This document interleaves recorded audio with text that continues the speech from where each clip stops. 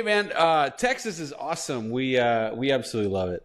Kids are having That's a great awesome, man. kids are having a great time. Loving school and neighborhood communities. We actually, it's funny because we moved to like a suburb that's kind of like the Calabasas of Dallas. Calabasas of Dallas. Nice, man. That's awesome. Pretty much, That's pretty awesome. much. How are I you had a doing? friend that left Cal. I'm doing great, man. Thank you. It's another hustle day for us over here. All good. Staying busy. It got just extremely busy. Thank God in the last, I'd say 4 or 5 weeks. We just closed a big one actually. We broke a huge record in Tarzana, highest sales price in the last 4 years, highest price per foot ever for a new construction in Tarzana. Uh, it's weird, some stuff blow up like this and then some others sit and it take longer to sell. It's an interesting market, but thankfully we're extremely busy. Our numbers are looking fantastic. That's amazing, George. That's so cool, man. So tell me about that house. What did that sell for? It was a new construction in Tarzana, 2,500 feet, sold for full price. We listed at 699, sold at 699. 4 months or so on the market, which is not bad for that price range. Taking in consideration, we came on the market late November. So you have November, December, January. We threw a great Twilight big party there in February. And then we got it into escrow late February, early March. And we just closed yesterday. Oh, congratulations. That's exciting. That's a Thank high you, man. price for Tarzana. I used to live there, so I know not a lot sells for that in that range. Yeah, look, there's a couple for sale in that price range, but Tarzana overall, that price range, the last sale again for 7 million was more than 4 years ago, almost 5 years ago, and that was for 7.12, just a Wow. little above seven. Uh, there's been some six and a halves, low sixes, several in the 499s, due to the ULA luxury tax that we have over here. You Yep, familiar with that? You I am. familiar with that? So people try to avoid that. They're like, oh, I'm not gonna put it at 5.2, 5.3, 5.4. It doesn't make sense to pay 4%. So 499 is usually they just increase that to 5.1, and hopefully they're increasing it again in June to 5.3. So let's see what happens with that. I'm still surprised, not to get into the laws of LA, but I'm still surprised that That's why that you left, right? stuck. That's what, yeah, yeah, pretty much. That among other things, but I'm surprised that that stuck around because I felt when they proposed that was going to be just unconstitutional, like such an arbitrary tax, you know? It is, and it's going to the homeless to build more low-income housing, and no one knows where that money's going. And so far, the whole program is failing, and it's not succeeding. That's why they're increasing it. And now Karen Bass is talking about possibly putting a pause on it due to the fires. Okay. Uh, I don't see it lasting a long time, but it just sucks for all the families that just paid two, three, four, $500,000 from their net proceeds, their lifetime of savings from their homes, the equity that they have to the city, and no one knows where that money's going. And the homeless Yeah. situation is getting worse, and robberies and everything, all the other crap that LA has to offer. Are you stressed out juggling? Oh, shoot, I really can't juggle. Now my dog's gonna grab all of it. Okay, listen, this video is brought to you by All-Star VAs. Are you stressed out juggling your calendar, your email, all of the tasks you have to do, plus your personal life, which doesn't leave you any time to actually do the stuff that you got into real estate to do, like going on client appointments, negotiating deals, all the fun stuff. Look, if that's you, I have a solution for you. My team of all-star virtual assistants helps me do all of those things so that I can do the stuff that I love doing. And we can install an all-star virtual assistant for you in your business, whether that's an executive assistant, a social media manager to blow up all your accounts, a marketing manager, an inside sales associate, a customer care manager, and plenty of other positions starting as low as $4 an hour. All you got to do is go to allstarvas.com, book a call with our team. We'll tell you all about the program and see if it's a fit for you. All right, back to the video. Yeah. Hey, man, they had a chance. You guys had a great candidate, Rick Caruso from Pepperdine Law, my I alma mater, was running. I And voted for him. I voted yeah, for him, but Seems like a lot of people didn't. He would have done great, man. He's so cool. He funded our when I was in law school there. He funded our entrepreneurship program, Really, and that's he awesome. went there. So He's a that great guy. was great. Yeah, He's a he's great awesome. guy. George, you mentioned the fires. I was going to ask you about that. You know, how did you guys kind of navigate that time? I'm sure it must have been just madness for you. We have several past clients, their houses were completely gone. We have three investors that we helped them purchase lots in Palisades. These are gone. Devastating, right? For a lot of people. Uh, what helped a little bit, not a lot. People thought, the valley's going to blow up. Everyone from Palisades and, Malibu, they're going to come here. That's not the case. Majority of these families are buying in Mar Vista, Santa Monica, Bel Air, Brentwood. But we did see several families. I think we closed probably 6 transactions with families from Palisades on our listings that sold to Palisades families. They leased a lot of homes in the beginning and it moved to purchasing. And now we're not seeing a lot of Palisades families. There's a couple that I know of right now that are still looking. Majority of these families, it's such a devastating situation because it just depends on what kind of insurance policy you have. Some of them got paid quickly and they were able to make a quick decision. And some of them are still in the process of working with their insurance companies. Some of them were underinsured. So they're literally trying to figure out what to do. And, what does that look like with the mortgage company? And, they're currently renting, for example, and just trying to figure out how to get out of this hole. But the families that had good insurance policies, they got cashed out. Majority of the families that we know are not building. They purchased in Calabasas for the good schools or somewhere in the valley and are not planning on going back or rebuilding. There's a couple of families that I know that are going to rebuild, and the majority of the families that we're talking to are not rebuilding. It's not just Palisades and Malibu, Altadena, and those are less fortunate because for example in Altadena the lots now are going for 600,000 versus Palisades are going for $3 million, right? And the prices that they're asking is the same price as if the fires didn't happen. So we haven't seen a lot trade. No builders are buying these.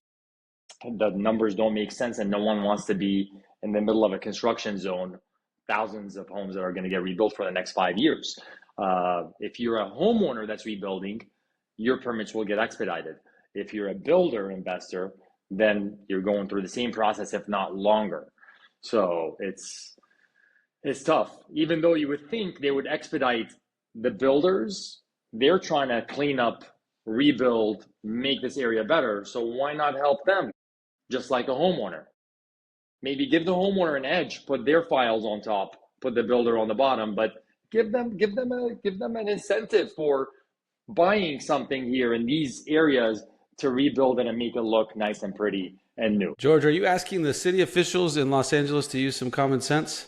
That's asking a lot. That's it, man. That's all it takes in California. Just a little bit of common sense and turn this place into what it was before. It's unbelievable, man.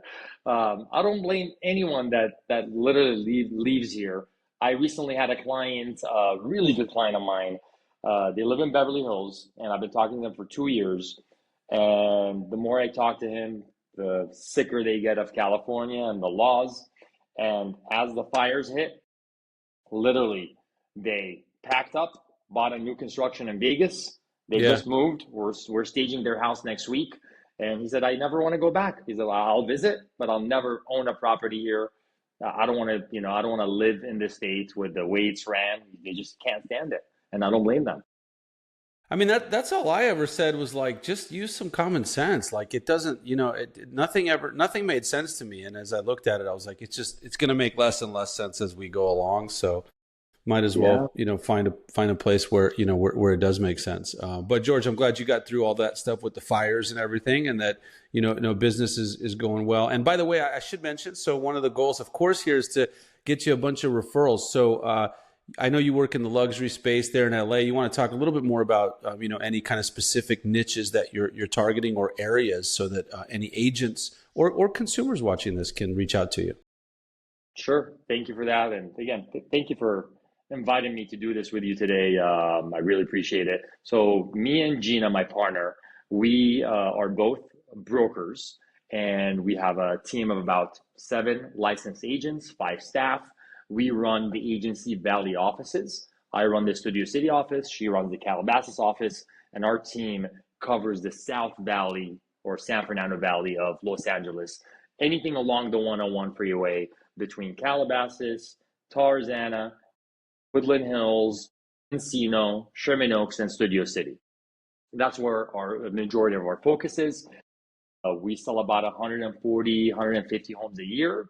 Last year, we closed about 250 million in volume. We don't just do luxury. If you look at our average price, sales price, it's in the 1.5, 1.7 million range. A lot of times people don't call us, we only sell luxury. But if you look, we're closing on a $700,000 condo, and then at the same time we close on a $7 million house. So we have a large team to handle literally condos, single family homes. We do multifamily. We handle all types of real estate. My main niche is I work with a lot of investors and developers, and that's it's something that motivates me to find my clients a good product, and I'm able to run the numbers quickly for them. I used to be in mortgages. I used to be a mortgage broker. So did Gina. That's how we met. And then her husband Coco is a builder, really good friend of mine. We moved into construction. Then I got my license. I became a broker. My family's been in construction for 25 years. We started building ourselves. So I know the mindset of the builder investor. That's what makes my relationship with my investors go really well and smooth. And we've been working with some of them for 10 years now. A lot of repeat business. Some of them buy 3, 4, 5, 6 homes from us in a couple of months. Then that's product that's coming back in our pipeline. Just running numbers really quickly for our clients, whether it's an investor or just a homeowner that's looking to add value. What do I do to add value to this property? Do I do the kitchen? Do I add an ADU? Do I do an addition? And then at the same time, just knowing a lot about mortgages and what kind of programs they should get. For example, we have a client right now purchasing in Calabasas for $8 million, 7.2, and only 25% down is a down payment. No one was able to give him a loan with less than 8%, 8.25% interest rate due to the low down payment, and it was a bank statements only program. But I found him a lender that was able to give him an interest only mortgage fixed for 5 years at 7.75% with no points. He was mind blown. He literally spoke with 7 lenders. No one was able to give him anything. So just the relationships, the contacts is what makes our team fantastic to work with, and knowing the market here very well. That's awesome, Jordan. Congratulations on all your success. That's so cool. Because I do remember when you were starting out in real estate, or at least the beginning parts. And so that's so amazing how how much you've achieved there. So that's fantastic. And on that note, let me ask you a question, actually. So a lot of agents will say, I want to get into luxury. I want to be a luxury real estate agent. What advice would you give them to get into that segment of the business? Great question, man. You remember when I first started, I got my license. I had no family, no business managers or anyone to hand me business. So literally, when I got my license, I joined an office across the street, Keller Williams in Studio City. And I was so inspired. And, I come again from mortgage background and construction. And first thing I did, which is something I tell every team member that joins us, is just educate myself. I was on YouTube. You don't have to pay for education. You could go on YouTube, you could watch all the coaches. And I became part of a team that was really successful, Harma's team at the time, that was really successful. And I watched how a team is being ran and what are they doing. And I just listened and I worked harder than anyone else. I was the first one in, last one out.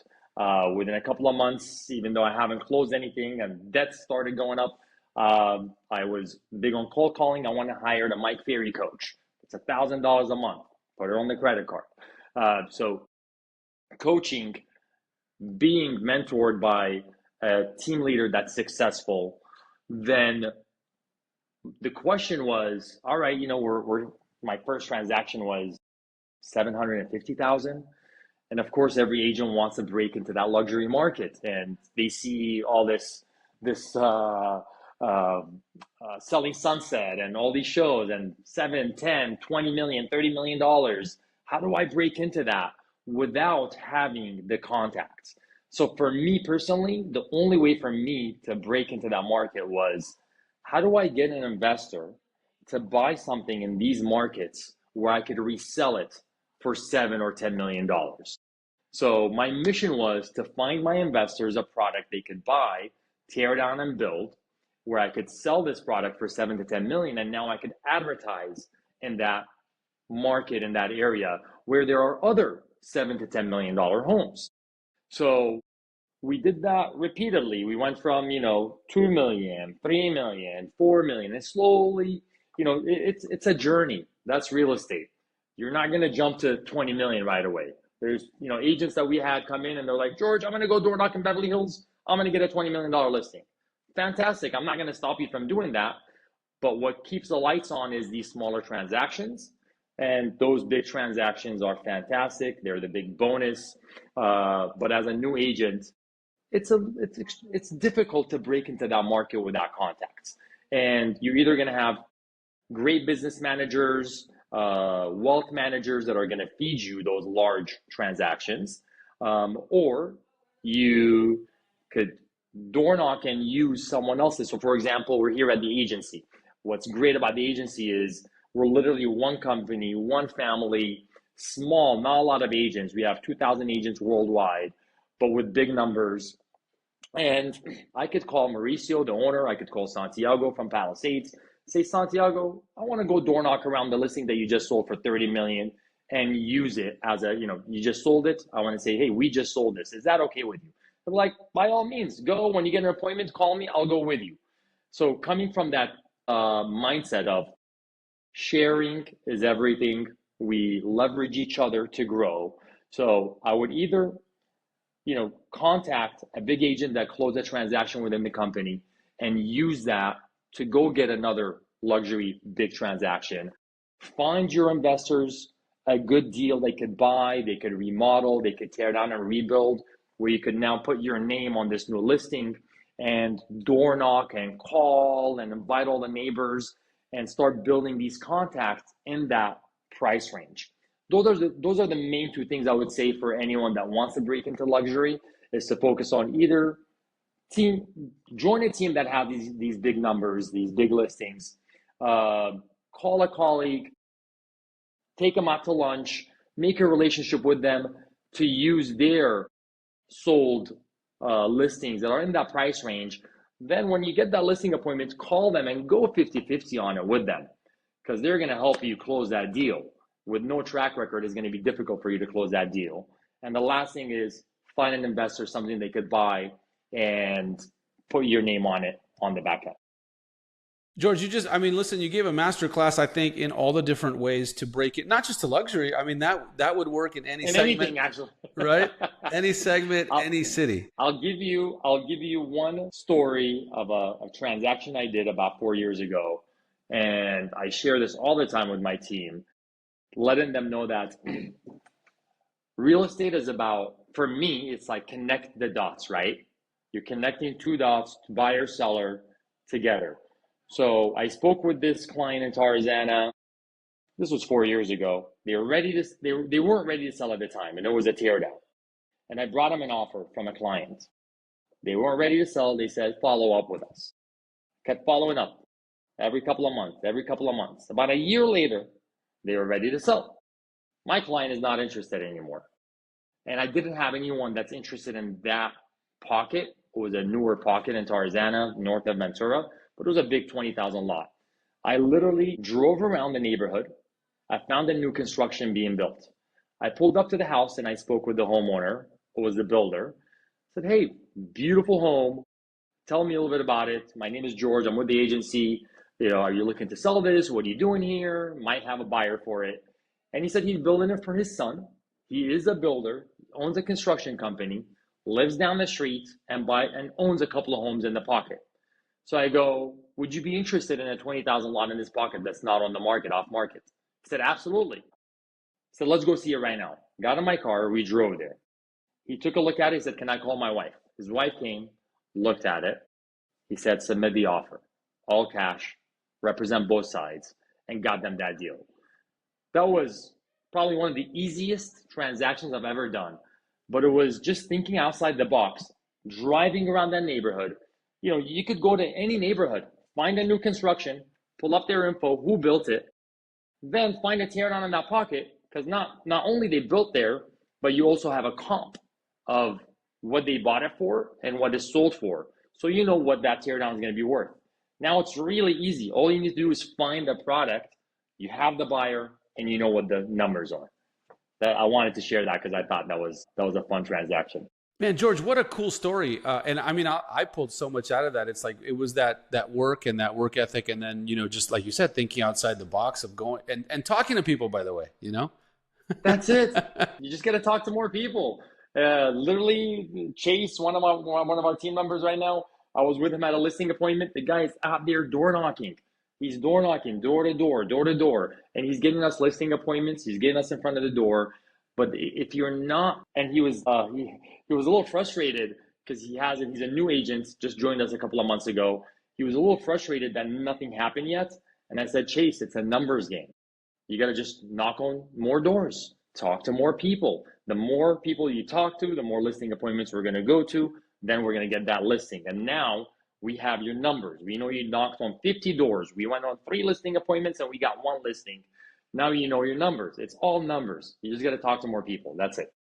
And you know, George, I think everyone, every business really these days, but in real estate especially, everyone kind of wants the easy stuff. You know, I'm going to post on social media a little bit. I'm going to make a YouTube video. And before you know it, everyone's going to be coming to me. But it really does take hard work. No matter what segment you're in, no matter what city, all the agents I talk to that are successful, it's always the same thing. You know, that is one thing that a lot of new agents are focused on, and I'm not sure what it is, but I don't know of a single agent personally that did nothing except social media and is absolutely crushing it. Every single person I know that's extremely successful in this business either door knocked, did cold calling, you know, had incredible contacts that he had to leverage somehow, some way to get to where they are. They just did the basics, right? And even for me, I did all cold calling my first year. My second year, I hired Brian Buffini. And I said, you know, I looked at my business, and majority of my business was coming from either people that I knew, family, friends, sphere of influence. So my coach at the time said, I think you're focused on the wrong bucket. You're here at 7 a.m., you're role playing, you're on the phones all day, you're calling expires canceled, but a small percentage of your business came from that. So I changed focus to family, friends, sphere, hired a Brian Buffini coach. Business took up a little bit. Then I started focusing on investors, tear downs. So I hired Steve Shull, local coach here, and focused on door knocking. He had that drill sergeant mindset. You know Steve Shull. Yep. And let me go door knocking. So every year I tried something different until I found my niche, and I evaluate my business every quarter, every half of the year, then going back to the year. Where did the business come from? What did I do that was great? What do we spend our money on that didn't work? Let's dump that. Let's double down on these activities that are working really well. So every year we're able to increase our production. We're actually able to double our production every year until 2 years ago, where we hit 2021, we hit 230 million. 2020, 2023, we went down a little bit. Last year we did 245 million, 250 million almost. Now it's the biggest double ever. Yeah. Right? How do you get to 500 million when I get to that $500 million? I love it, man. That's so cool. And George, you talked about business setup and stuff like that. I'm really big into systems and how you set up your business stuff. So you work with a business partner. I'd love to chat about that a little bit because A lot of business partnerships I know don't end up being successful in the long term, but you guys have done great. So I'd love to hear a little bit about that setup, how it works, any challenges or pitfalls. Partnership is extremely difficult. What made our partnership, Gina and I, it goes really well. We're both alike, and we have no arguments. Uh, we've known each other for 20 years. We've worked together. We did mortgages together. We branched out a couple of times. I was doing mortgages together at the office. Then I left. Then I came back. Her husband was building at the time, Coco, a really close friend of mine. Then she was a broker. She started running her own team. I got licensed. I became a broker. I started building a team, and she was independent at the time. And I was at Keller Williams. Actually, funny story is when I first got my license, I joined her brokerage, and she was independent. So within 6 months, I said, Gina, I love you, but I'm looking to do something bigger, and I want to be in a bigger office, bigger environment. So I left and went to Keller Williams when I did the transaction with Goalie, I think, right? With Goalie, Yeah. yes. With Goalie, I did the transaction with Goalie, and we connected. We started talking about Keller Williams. I was already having that in my mind, going to Keller Williams Studio City, and I did a transaction with her, just like putting it out there to the universe, and it just came to my lap. Went and joined Keller Williams, joined the team, started building my team. And next thing you know, she joins the agency. Within 1 year, she said, you got to join here. It's an incredible company. I joined. Within a couple of months of us, we always hang out discussing business and different things. And we said, why don't we partner up? You have a small team, I have a small team. And if we partner and join our numbers, I was a $30 million producer at the time. She was a $30 million producer at the time. And we figured if we join, and there was already a big trust loyalty factor between us. So, everything else was secondary. We get to double our numbers. We become a $60 million producer. You sell 15, 30 homes a year. I sell 15, 30 homes a year. Now we sell 60 homes a year at $60 million, just an example. So all of our numbers get doubled, and our staff that I had staff, she had staff. Now we get to split the cost of the staff. We get to split the cost of marketing. So we get to do more together. We did that, and it was the best decision we both made. And one thing that really helped us survive, because I've seen a lot of partnerships fail, and the biggest part that fails is when it comes down to money, of course. So when you see one partner producing a lot more than the other, and the other partner taking 50%, that's when partnerships fail. So when we joined, we had an agreement between us that, because I had a book of business, she had a book of business. So anything that comes from your own book of business, you get to keep. They'll have both of our names on it, but you keep, I keep mine. Anything that comes from our team that we have together, we split. Anything comes from our joint marketing or joint listings, we get to split. And that was, again, one of the best decisions as a partnership that we made. And it's fair. I work, she works, we get things together. I get my own listings, she gets her own listings. But at the end of the day, our names are on everything, and we're one team. So our numbers are incredible as far as how many homes we sold and volume. That's a really great setup, George. Actually, it's probably the best one I've heard. And by the way, I meant to tell you earlier, I coached with Steve for a while too. I love Steve. He's great. Nice. I like the football analogies and everything. It's always good for me. But yeah, I think that's probably the most fair and equitable setup I've heard, and that's why obviously it's worked for so long. So that's fantastic. All right, George. So you've painted this picture. Everything is unbelievable and amazing, and of course, I know that in every business that's not always true. So what's a challenge or something that you're facing right now, or maybe just a big goal that you guys, I know you mentioned the 500 million, but maybe some challenges you're going through or you guys are working through in your business so that everyone can know that you are human and everything's not perfect. I'm not a robot. I promise you that. No, man, just going back, people see all this on social media and they think it's all fun, and it is fun. But if I didn't love what I do, I wouldn't be working day and night and weekends to build this business. you gotta love what you do, right? And I don't see that in a lot of people or a lot of agents. Do you love it, or are you just in it to make money?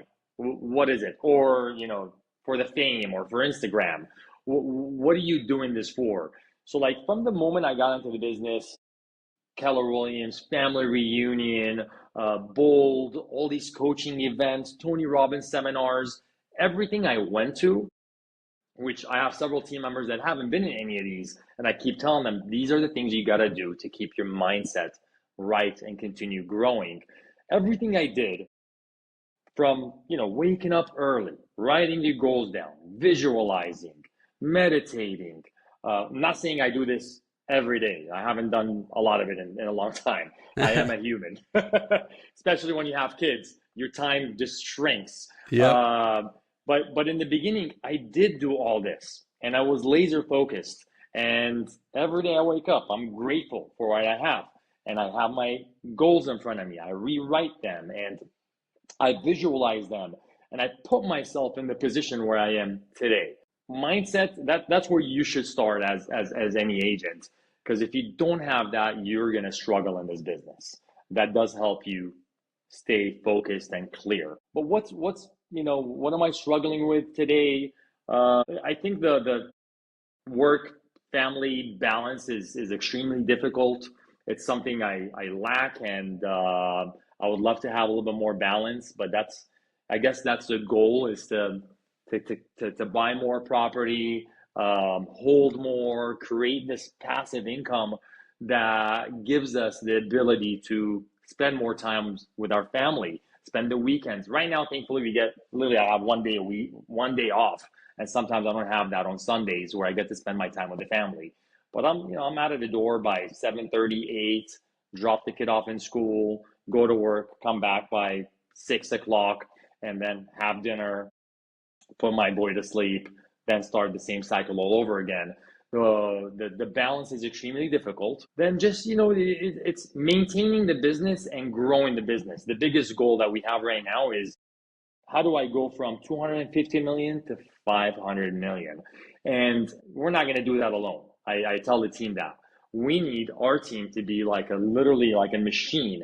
Because if we get our team to produce, each team member, if they produce 20 to 25 million, and Gina and I carry the big chunk, which we always do, then that's one way to get there, right? But we need our team to get there. So literally our whole mission right now, Gina and I, is how do we help our team to get to their goals? Because if they get to their goals, we get to our goals. And then we never really went out there recruiting anyone on our team. Everyone on our team that came in has either been with us, some of them been with us for 7 to 10 years, or they were a referral. So we're not out there, recruiting agents. So we really love our team. We care for them. We spend every Monday with them, educating, going over what we have, what's going on, what he's struggling with, how can we get better, and how do we get better as a team and do more transactions together and help each other close more deals, and everyone gets to hit their goals, and life goals, family goals, travel goals, business goals. So our biggest mission right now is how do we put systems and processes together to help our team get to that next level. Oh, that's awesome, George, man. Like I said, such good stuff. And every answer, and to me, like, what I pick out of a lot of what you're saying for sure is your work ethic. You're not coasting, you're not, getting in the office at noon and leaving at 3 and making $1 million. And a lot of agents want to do that. I'm golfing right now. I'm going to go golf. No, kidding. Dude, funny story about golf. When I moved to Texas, I was like, I'm moving to Dallas. I'm going to play golf way more, 3-4 times a week. I haven't played in 2 years. It's wild. I played more in LA than I'm playing here. I'm still waiting to go take lessons. I made one call and I was about to go buy everything, and I haven't, but I'm going to do it soon. Just takes a lot of time, man. It's good. It's good for business. I used to tell my wife all the time, no, I'm doing deals. Don't worry. Right. Deals are made on the golf course. That's right. That's right. With your team, by the way, George, I should mention, we didn't talk about it much, but you said you don't really actively recruit. But if there's an agent watching and, is interested in talking to you about potentially joining your team, you are adding great agents to your team if that comes up. Yes, absolutely. If there's so one thing about the agency is they don't have Keller Williams had all the training and all the education. The agency doesn't have that. They want seasoned agents usually to come into the company. You have to be at least a $10 million producer. To stay with the company, you have to at least be a $10 million producer. So if you're not, if you're a new agent, then it's a struggle here. And that's why we don't hire new licensees. And if we do, then we see something in them. But we're always looking for talent. And if you're, if you're a producer, you're looking for to increase your business for a good seasoned team to be part of, by all means, call me, text me. I'm sure you'll have my contact info there and would love to meet you.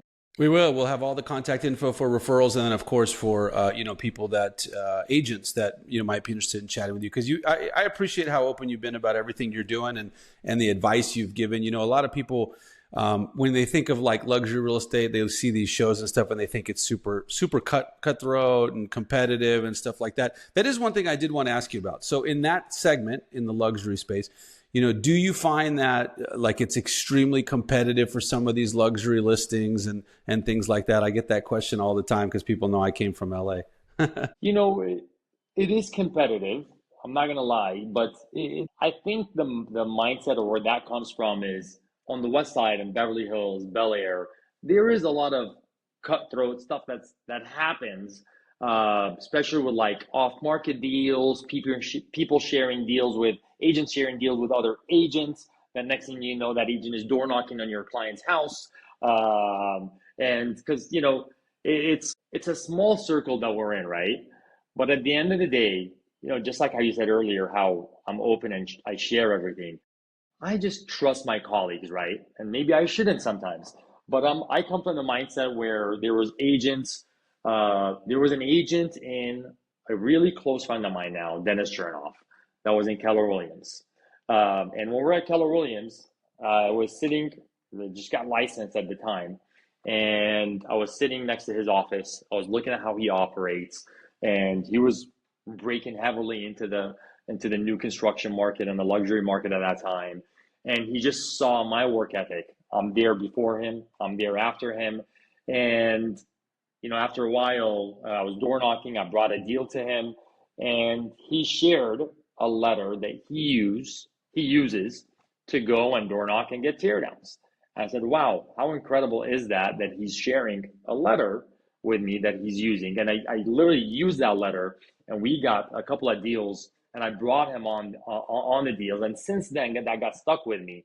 And anything I've done, I share with our team. If there's another agent that asks for it, hey, what are you doing that's working? I'm door knocking. What can I do? Here, well, why don't you use this? And when you get a deal, give me a call.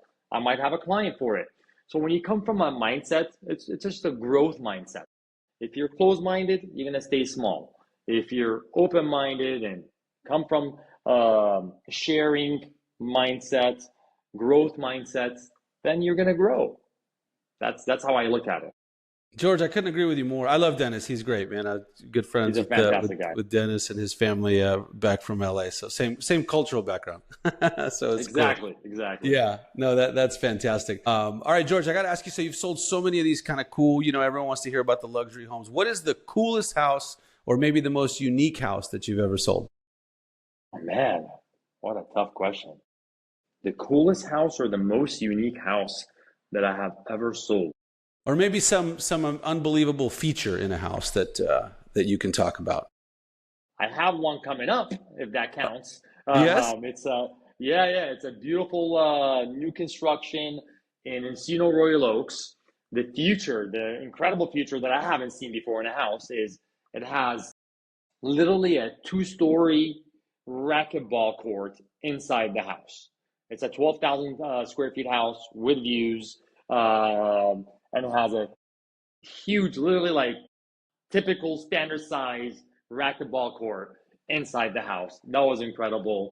Wow, that's very cool. That's every house has its, the listing that we have right now in Walnut Acres, which a lot of people are in shock when they hear Walnut Acres, Woodland Hills. Yeah. Like, wow, $6 million. We just sold one there for $5 million. That was the highest record in December. We just listed Manton, which Right now, it's one of my favorite houses, 5824 Manton. It's this single story, organic, modern. It has Venetian plaster walls, fluted cabinetry, fluted plaster. It's currently one of my favorite homes style wise. Literally, I would move in there and I won't move anywhere else because it's single story, beautifully finished, organic, minimal finishes. It's beautiful. I'm in love with that house right now. It's awesome, George. We'll link that up as well so people can see it. But Amazing. man, I got to tell you, I so appreciate your time. I think I could talk to you for a couple hours for sure. We're gonna have to do it again, but I do respect your time. So I want to ask you as a parting words here, what final advice you have for all the budding young real estate agents watching this that maybe are already on their way to their goals, or maybe they're looking for some more golden nuggets from you. Golden nuggets. Man, the biggest thing I've seen in the last 6 months is what's happening is a big separation between teams producing agents and new agents, or maybe agents that are not new but haven't had the best production.